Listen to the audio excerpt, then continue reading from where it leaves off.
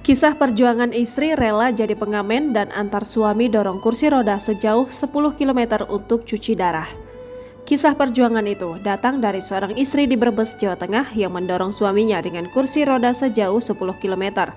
Sosok itu bernama Aan Diniati, wanita berusia 40 tahun yang dengan rela setiap 2 kali seminggu mengantar suaminya bernama Nur Rohman. Aan harus menelusuri jalan sejauh 10 km pergi pulang dari rumahnya di desa Kertabesuki, Kecamatan Wanasari, Brebes ke Rumah Sakit Bakti Asih Brebes dan sebaliknya. Sudah sejak 2016, Nur Rohman mengalami gagal ginjal dan harus berobat serta cuci darah setiap hari Rabu dan Sabtu. Selain tak mampu untuk menyewa kendaraan, Aan mengaku tak mau merepotkan orang lain. Termasuk ia juga enggan memanfaatkan mobil ambulans milik pemerintah desa. Nur Rohman yang ditemui di Rumah Sakit Bakti Asih Brebes pada Sabtu 10 Juni 2023 menyampaikan jika awalnya dirinya menderita kencing manis di tahun 2007 hingga akhirnya divonis gagal ginjal.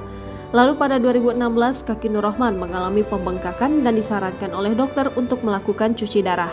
Sementara itu, Aan Diniati mengatakan saat sebelum menikah sang suami sudah menderita kencing manis.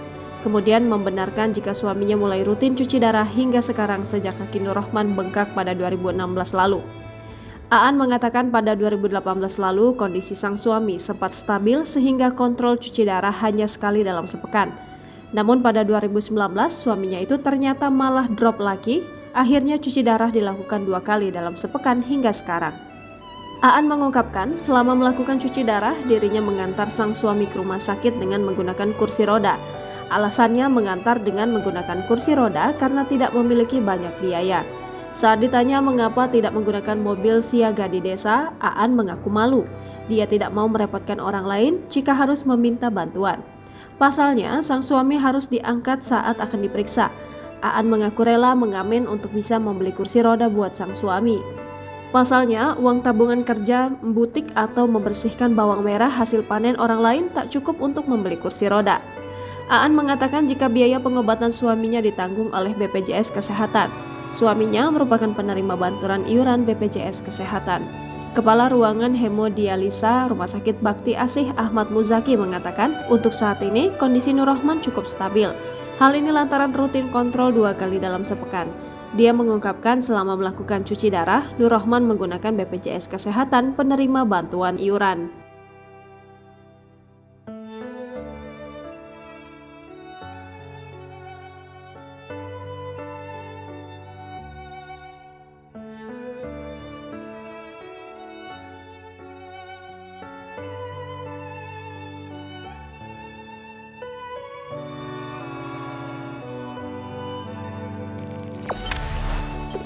Jangan lupa subscribe, share, komen, dan like ya!